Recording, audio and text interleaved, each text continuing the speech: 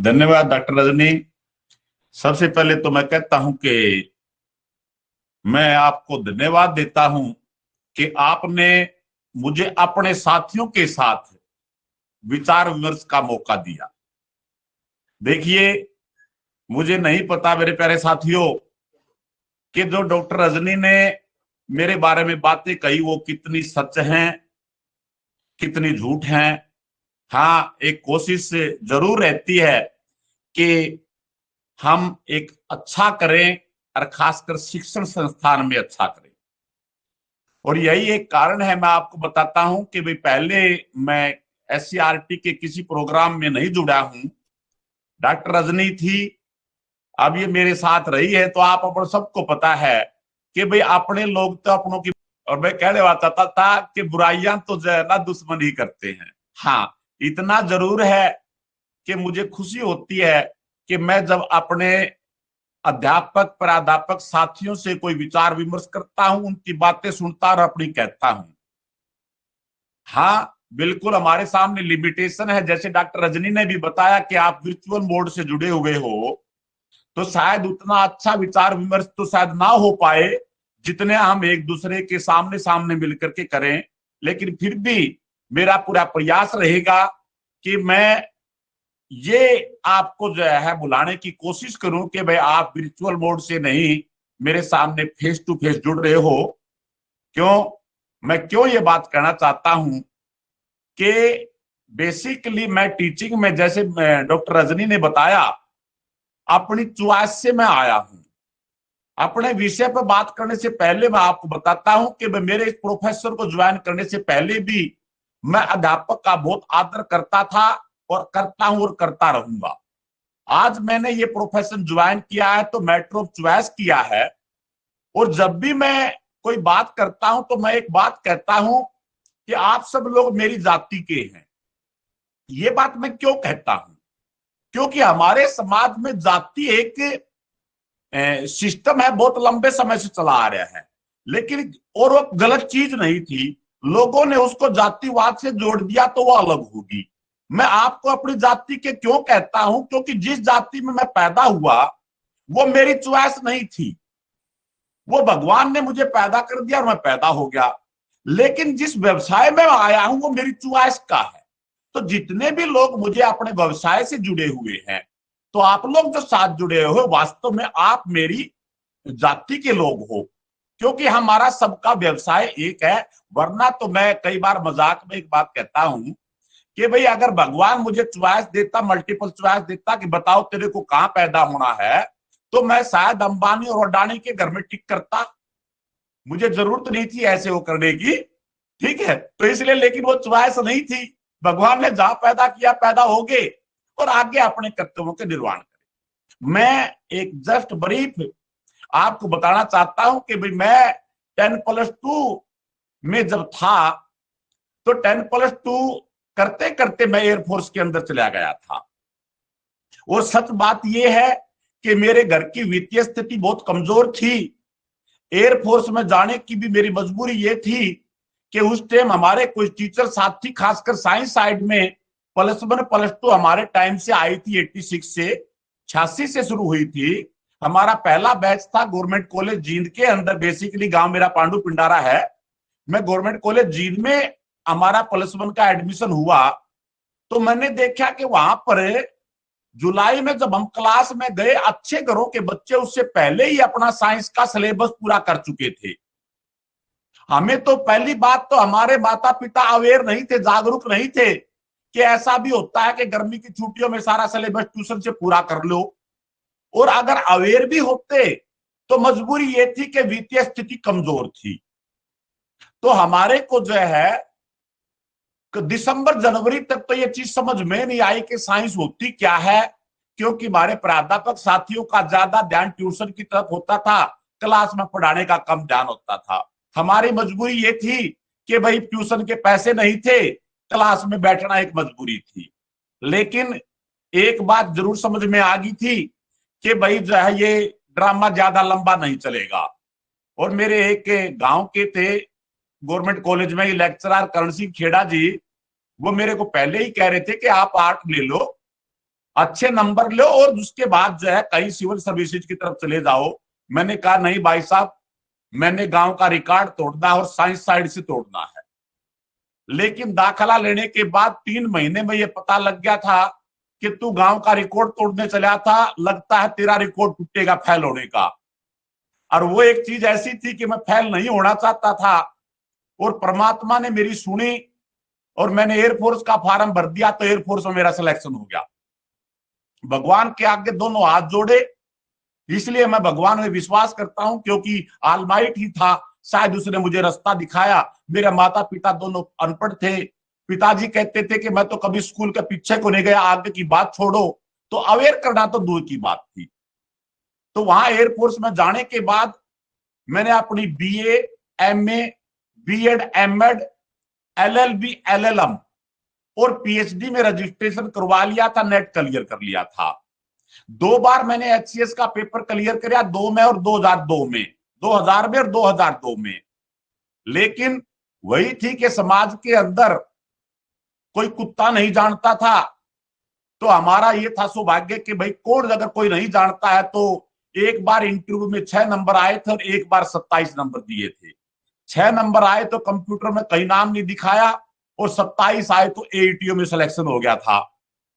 लेकिन फिर भी परमात्मा को मंजूर कुछ और ही था।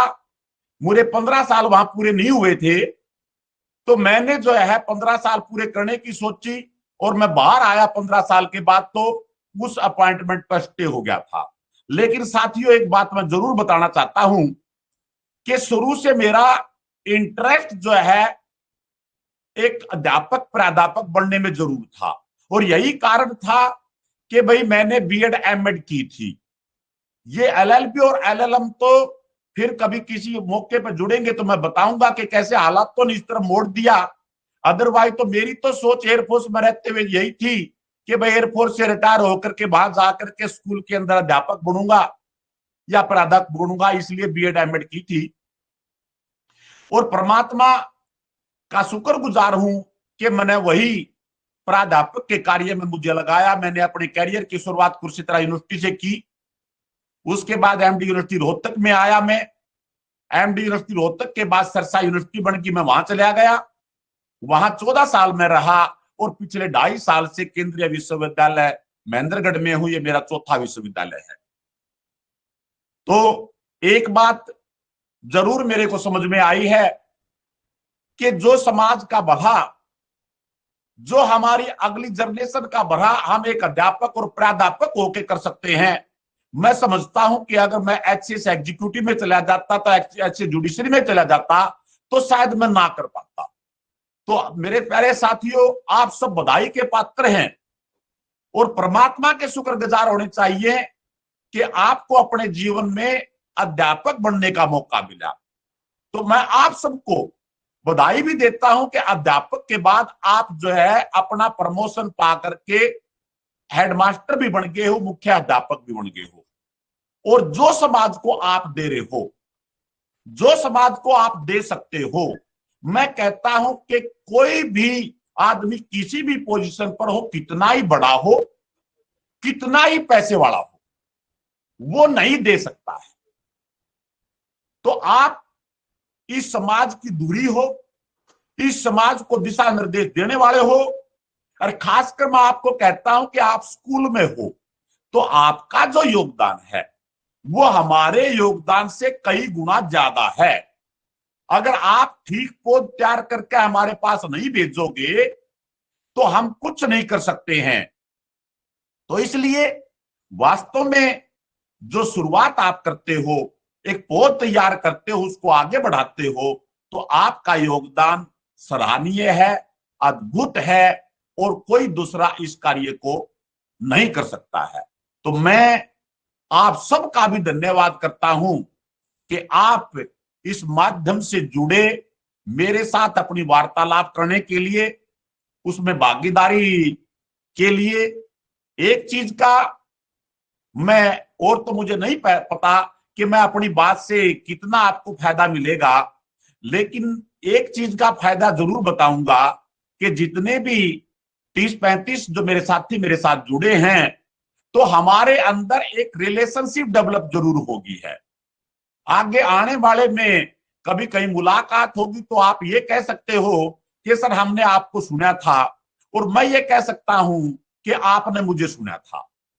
तो जब भी हम कभी मुलाकात करेंगे, एक दूसरे से कोई किसी तरह की मदद की जरूरत पड़ेगी, तो शायद उसमें मैं आप लोगों को आश्वासन देता हूं कि भाई वो भागीदारी आपके साथ जरूर होगी।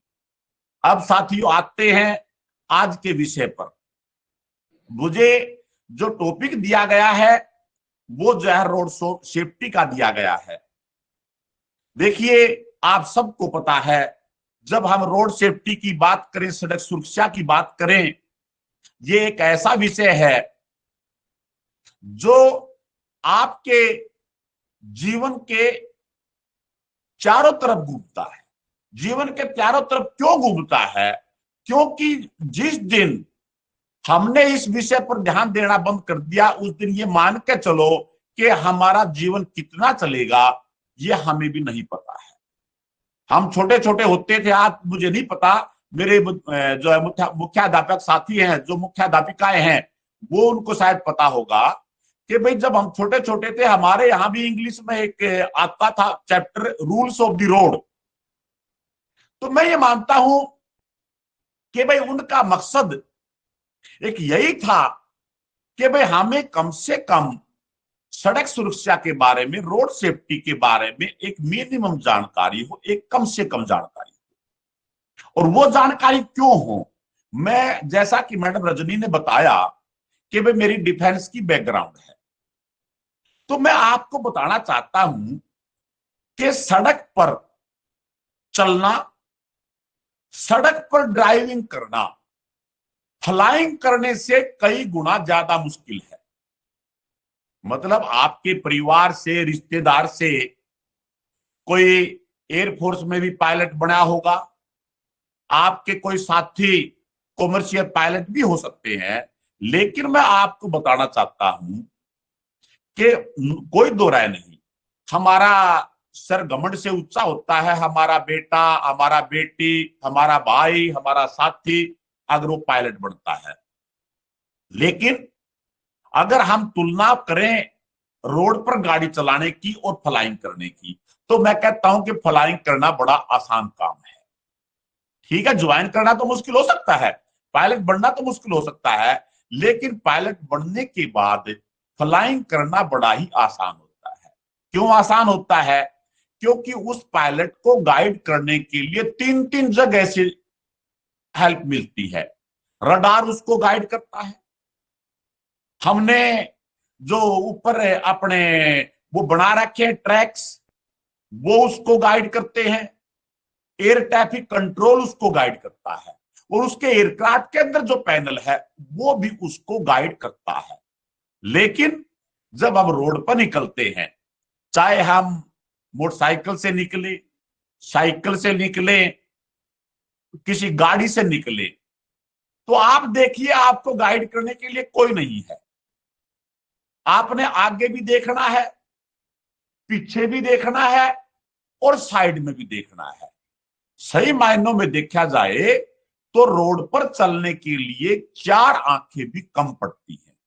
और आज के सिनेरियो में हम जैसे देख रहे हैं, हम कहते हैं कि भाई रोड पर चलते हुए आपने अपने आप को ही नहीं बचाना है, आपने दूसरे को भी बचाना है। क्योंकि कई बार आप देखोगे कि जो दुर्घटना होती है, जो एक्सीडेंट होता है, वो जो है दूसरे की गलती से भी होता है। तो आपने आप तो खुद गलती करनी नहीं है, दूसरे की गलती को भी आपने देखना है कि भाई एक्सीडेंट दूसरे की गलती से भी ना हो, जबकि बड़ा मुश्किल कार्य है। हम कैसे रोक सकते हैं कोई दूसरा बंदा आकर के आप टक्कर मारे? लेकिन रोक सकते हैं। कैसे रोक सकते हैं? हम एक्स्ट्रा विजिलेंट होकर के उसको रोका जा सकता है, एंटिसिपेट करके कि इधर से कभी ना आ जाए, कभी वो ये ना कर दे। तो एक्स्ट्रा प्रिकॉशंस अगर हम लेते हैं तो उसको भी रोका जा सकता है। आज हम वार्तालाप इस विषय पर क्यों कर रहे हैं? जैसा कि मैंने आपको शुरू में ही बताया कि आप एक पौध तैयार करते हो, तो जब आप पौध तैयार करते हो तो उस पौध में अगर सड़क सुरक्षा की भावना, सड़क सुरक्षा से संबंधित नियम, सड़क सुरक्षा से रिलेटेड आदतें अगर आप डाल देते हो, तो मैं समझता हूं कि आज वर्तमान जो पूरे विश्व स्तर की मैं बात करूं, अकेले मैं ये नहीं कहूंगा हमारे देश की, कि सड़क सुरक्षा जो आज दुनिया का, पूरी दुनिया भर में एक, हमें सार्वजनिक स्वास्थ्य की बात करें, उन समस्याओं में से एक बहुत बड़ी जो है समस्या के रूप में उभर रहा है। चाहे वो विकसित देशों की बात हो, चाहे वो जो है अविकसित देशों की बात हो, तो सड़क सुरक्षा एक महत्वपूर्ण विषय है, आपकी हेल्थ से रिलेटेड विषय है, और हम आम जनता के स्वास्थ्य समस्याओं में से एक बहुत बड़ी वो है। तो अब हम आमतौर पर बात करें कि सड़क सुरक्षा का मतलब है क्या, तो बेसिकली आम आदमी को जब समझाना हो, हमने जो कभी स्कूल के पीछे को भी नहीं गया, तो हम यही कहेंगे कि भाई सड़क सुरक्षा कुछ नहीं है। जब भी कोई भी आदमी है जो सड़क का प्रयोग कर रहा है, तो सड़क का उपयोग करते हुए उससे संबंधित जो नियम है, उससे संबंधित जो प्रक्रियाएं हैं, उनका वो आदमी पालन करे। तो वो सुनिश्चित करे कि जो सड़क सुरक्षा के जो नियम बनाए गए हैं, हम उनका जो है उन नियमों का अच्छे से पालन करें। अगर हम बात करें सड़क सुरक्षा की, जो एक चिंता का विषय है, ये चिंता हम क्यों कहते हैं? क्योंकि आंकड़े हमें चिंता करवाते हैं। आंकड़े कैसे चिंता करवाते हैं? कि ये आंकड़े बताते हैं, समय समय पर आंकड़े आते हैं, आपको न्यूज़पेपर से भी पता लगता है, इसके ऊपर कई बार स्टडी भी होती है। तो आमतौर पर यह माना जाता है, पिछले 2-4 साल के आंकड़ों में शायद ये आया था कि पूरे विश्व में 1.5 मिलियन जो लोग हैं वो दुर्घटनाग्रस्त होते हैं, रोड के ऊपर उनका एक्सीडेंट होता है। हालांकि उसके अंदर यह भी माना जाता है कि 90% जो लोग हैं वो जो है विकासशील देशों में जो है एक्सीडेंट उनके होते हैं, दुर्घटना होती है। तो 10% जो है वो है जो विकसित देशों में, जो पूरे डेवलप्ड कंट्री हैं, जहां सिस्टमेटिक चीजें चल रही है, वहां होता है। तो 90% जो है विकासशील देशों में, जो विकसित होने की कगार पे है, उनमें ज्यादा होता है। और 1.5 मिलियन में से मैं आपको बताते हैं कि 20-25 जो मिलियन लोग हैं वे बेचारे ऐसी चोट का शिकार हो जाते हैं कि जो है कई बार एक परमानेंट डिसेबिलिटी उनके अंदर आ जाती है, वो स्थायी तौर पर जो है विकलांग हो जाते हैं। भैया ले लिए, वो जो है स्थायी तौर पर विकलांग हो जाते हैं। यानी कि एक ठीक ठाक आदमी अगर रोड पर आ जाए, रोड के बाद बेड पे आ जाए, तो आप समझ सकते हो कि भाई किस तरह की जो उसके परिवार के सदस्य थे उसको ऊपर निर्भर थे, उनका क्या होगा, उसका खुद का क्या होगा। तो ये एक अब बड़ी वो है कि भाई विकासशील देशों में ये समस्या ज्यादा वो है। विकासशील में दोबारा मैंने आपको बताया कि विकासशील देशों में ऐसी क्यों है कि विकासशील देशों में जो कानून है उसका पालन ठीक तरह से नहीं हो पाता है। ठीक तरह से एक बात क्यों? हालांकि उसके अंदर भी समस्याएं कई हैं कि भाई पालन तो तभी होगा ना जब लोगों को कानून का पता होगा। हमारे लोगों को कानून का ही नहीं पता होता। कई बार मैं लेक्चर देने जाता हूं तो कंज्यूमर प्रोटेक्शन एक्ट पर कई बार मैं लेक्चर देने गया, तो मैंने कहा कि भाई ये जो कानून है अपनी इन्फेंसी स्टेज में है। बहुत लोग मेरे मुंह की तरफ देखते हैं कि जी 86 में कंज्यूमर प्रोटेक्शन एक्ट बना था और आप जो है 19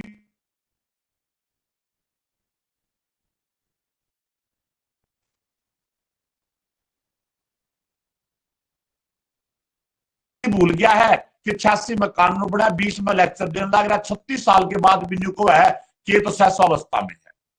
लेकिन मैं उस बात को वहीं पर क्लियर करता हूं कि भाई सहसवावस्था का मतलब यह है कि उसके बारे में जानकारी कितने लोगों को है, उसका प्रयोग कितने लोग कर पा रहे हैं। बेसिकली ये है कि भाई कितने उपभोक्ता उस कानून का प्रयोग कर पा रहे हैं।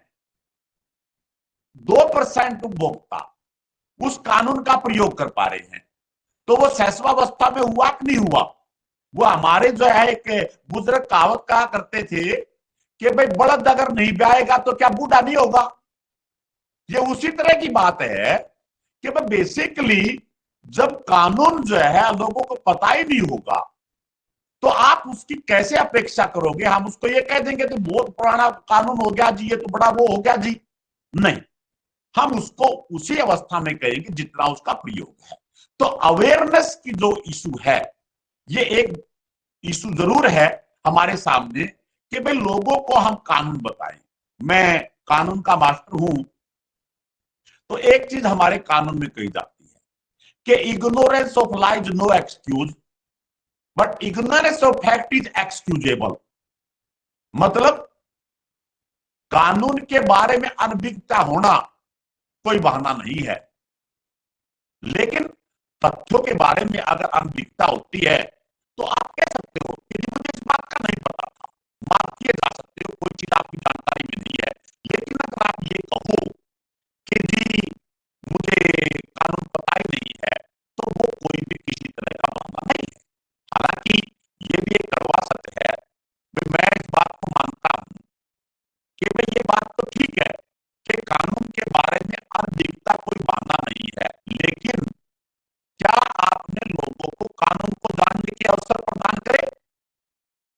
भाई आप लोगों को कानून के अवसर भी तो प्रदान करिए, तभी तो आप ये कहोगे कि कानून के बारे में अनभिज्ञता नहीं होनी चाहिए। तो इसी उसके दृष्टि से मैं आपको बताता हूं कि जो आज मोड में जिस ढंग से आज हम बात करें, इसी तरह से समय समय पर बातों की जरूरत है। इस बात में कोई दो राय नहीं है कि हमारा घरेलू उत्पाद का तकरीबन 3% जो खर्च है वो जो है रोड सेफ्टी पर सरकार के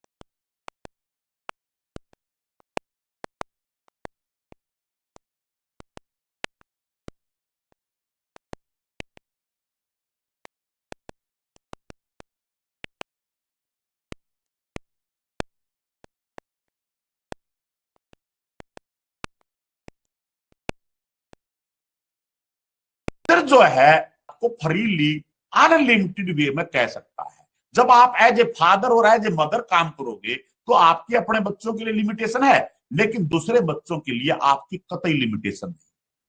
और एक कदम गलत चलने पर आपने बच्चों को रोक दिया तो मैं आपको बताता हूं कि हो सकता है वही कदम उस बच्चे को एक ऐसे रास्ते पर ले जाए जिससे कि उसकी जिंदगी बने और वो पूरी जिंदगी आपको याद रखेगा। ऐसे हमारे पास, मेरे पास तो मैं पर्सनली कहता हूं, ऐसे दसों एग्जाम्पल हैं। हमने बिना ये परवाह करते हुए कि ये बच्चे क्या सोचेंगे, इनके पेरेंट्स क्या कहेंगे, हमने अपनी सीमाएं ना देखते हुए गलत रास्ते पे अगर बच्चे चले उनको डांटा भी, उनको धमकाया भी। जो हमारे पास मैयर्स थे वो सारे अडॉप्ट करे।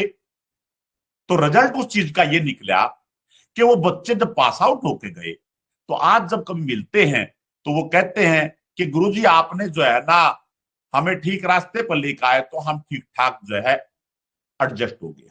तो इसलिए आप जो है उन बच्चों को, उनके पेरेंट्स को इन सब चीजों के बारे में अवेयर करिए। अवेयर एक टीचर जो है, टीचर की मैं तो अब हालांकि देखिए गिरावट दोनों तरफ से है।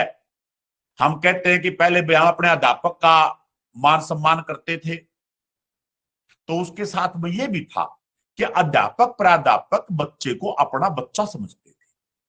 तो आज अगर बच्चों ने प्राध्यापक अध्यापक का मान सम्मान कम कराया है ना, तो ये भी मान के चलो कि अध्यापक प्राध्यापकों ने भी बच्चों के प्रति लगाव कम कराया है। ये टू वे ट्रैफिक है, रोड सेफ्टी का ये सिग्नल है। तो हमें बेसिकली इस चीज को जरूर उस बात में वो करना है कि भाई हमारे टीचर्स जो, लेकिन हमें आज के दिन भी ये बात कड़वा सच है कि एक टीचर्स अगर अपने टीचिंग का रोल पूरा करता है, एज ए टीचर जो है अपना रोल पूरा करता है, तो बच्चे उसको मान सम्मान आज भी देते हैं।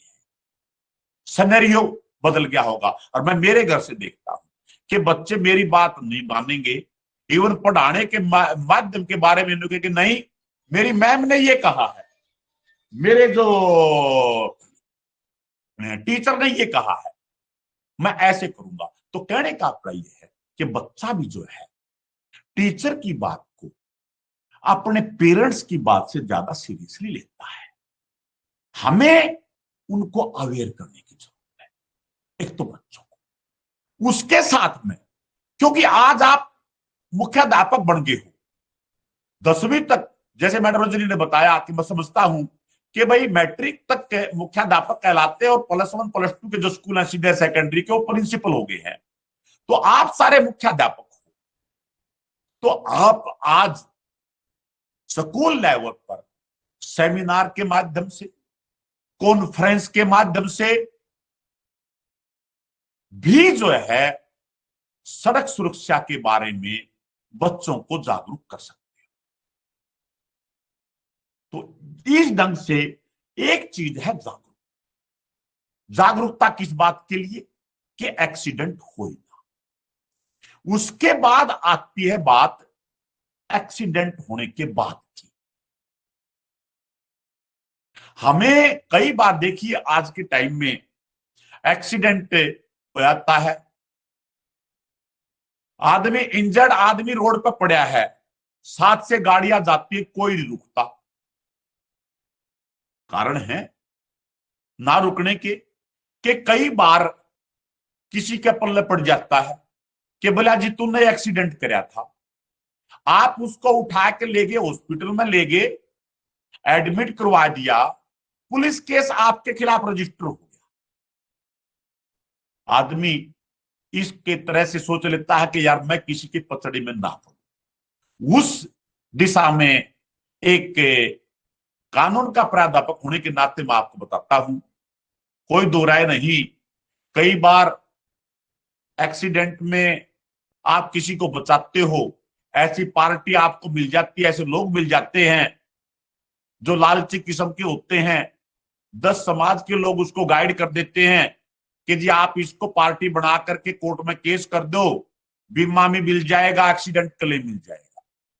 लेकिन मेरे प्यारे साथियों, एक बात मैं जरूर कहना चाहता हूं कि ऐसे लोग कम ही होते हैं और सांच को आंच नहीं होती है, सच्चाई सामने आती है।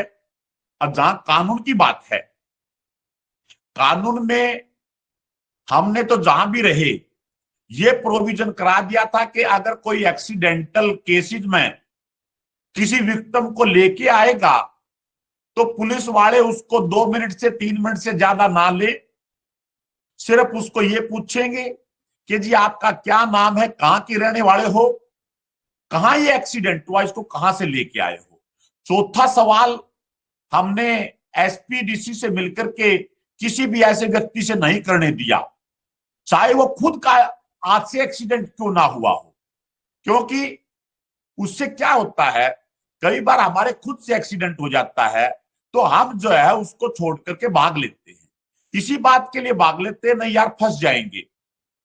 तो हमने तो उस बात में भी यही कहा कि भाई खुद भी एक्सीडेंट करके आता है, आप उसको ये ना करिए कि तूने किया होगा, तूने ये किया है हम ये करेंगे, सिर्फ उसको जो है 3 बातें पूछिए और 3 बातें पूछ करके उसको जाने दीजिए। तो एक्सीडेंट होने के बाद आपने बच्चों में इस भावना को भी इनकलकेट करना है, ऐसी भावना भी भरनी है कि भाई अगर रोड पर आपको लगे कि कोई एक्सीडेंट हो गया है, वो आपकी गाड़ी से हुआ हो, किसी दूसरे की गाड़ी से हुआ हो, जब आप किसी व्यक्ति को रोड पर पड़ा देखते हो, कोशिश करिए, अपनी गाड़ी है तो गाड़ी में उठा करके उसको लेकर जाइए, नहीं तो एम्बुलेंस को टेलीफोन, आप एम्बुलेंस बुलाइए और किसी को रोक करके उसको पहुंचाइए। आपका टाइमली कोई भी एक्शन किसी के जीवन को, किसी की जिंदगी को बचा सकता है।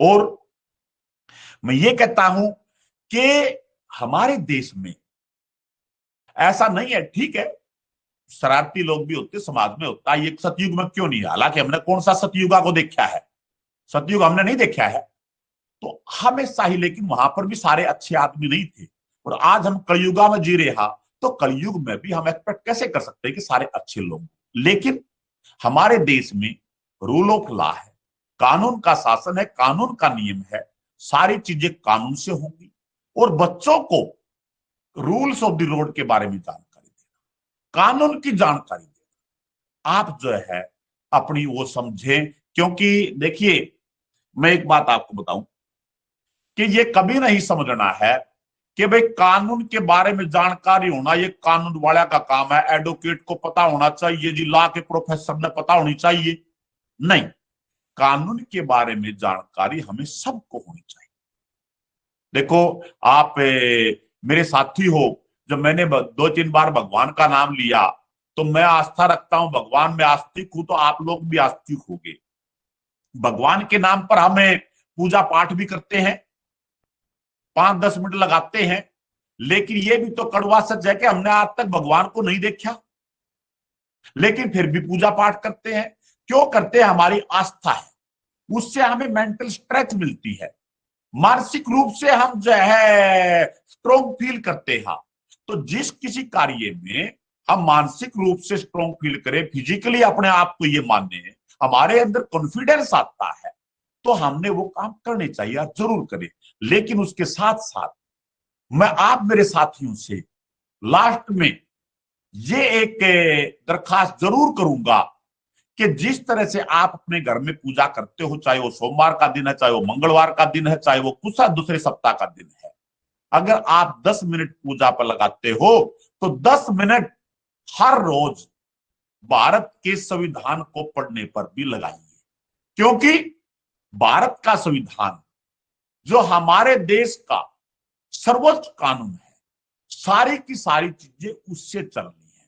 और जब आप हर रोज 2-3-4-5 पेज पढ़ोगे, 1.5 साल में आपको जो हमारे संविधान के 395 अनुच्छेद हैं सबके बारे में आपको जानकारी हो जाएगी। और जब आपको जानकारी होगी, यही जानकारी आप अपने बच्चों से शेयर करोगे, अपने परिवार के अंदर, समाज में जहां मौका मिलेगा वहां शेयर करें, और आपके स्कूल में बच्चे वहां शेयर करोगे। तो एक बात आपने जरूर देखी होगी, देखिए कानून को जानने वाला कानून से डरता है। कई बार वकील को पीटना बड़ा आसान काम हो जाता है। क्यों आसान काम हो जाता है? कि वकील जो थप्पड़ मारेगा तो वो सोचता है कि मेरे ऊपर ये धारा लग जाएगी, अगर मैं डंडा मारूंगा तो ये धारा लग जाएगी, अगर मैं ये करूंगा तो ये हो जाएगा। वो क्यों है? क्योंकि उसको कानून का डर है। जिस आदमी को कानून की जानकारी नहीं है वो आदमी कानून से नहीं डरता और पीट के जाता रहता है। चलो ये तो एक लाइट उसकी बात थी, लेकिन मैं ये कहता हूं कि कानून के बारे में जानकारी होना ये अति आवश्यक है।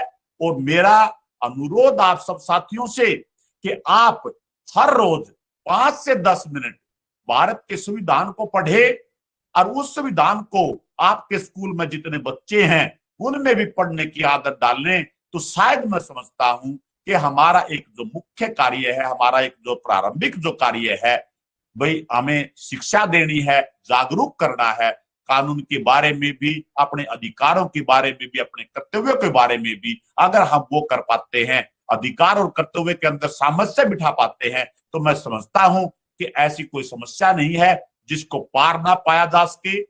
हो सकता है कि कोई समस्या जड़ से खत्म ना हो, लेकिन किसी समस्या को कम करना भी खत्म करने से जो है कम नहीं होता। इन्हीं शब्दों के साथ मैं आप सबका धन्यवादी हूं, धन्यवाद करता हूं, आभार प्रकट करता हूं कि आप सब ने बिना किसी उसके सीरियसली, कामली मेरी बात को सुना। इन्हीं शब्दों के साथ मैं अपनी वाणी पर विराम देता हूं। आप सबका एक बार फिर बहुत बहुत धन्यवाद। मैं धन्यवाद करता हूं डॉक्टर अश्विनी वशिष्ठ जी का। मेरी फिजिकल मुलाकात नहीं हुई है, लेकिन कल मेरी 2 मिनट की उनसे बात हुई, तो उन्होंने मुझे इनवाइट किया, आपके साथ इंटरेक्ट करवाया, आपसे रूबरू करवाया। तो मैं कोटि कोटि नमन करता हूं डॉक्टर अश्विनी वशिष्ठ को।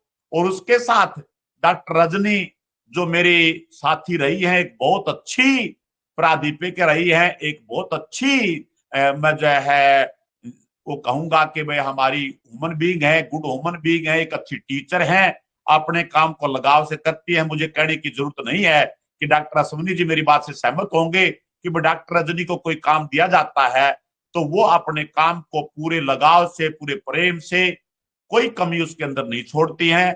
और हमारे और आपके मिलाने में तो डॉक्टर रजनी का योगदान है। तो मेरी तरफ से उनका स्पेशल थैंक्स, विशेष धन्यवाद मैं उनको करना चाहूंगा। इन्हीं शब्दों के साथ आपका बहुत बहुत धन्यवाद। Thank you.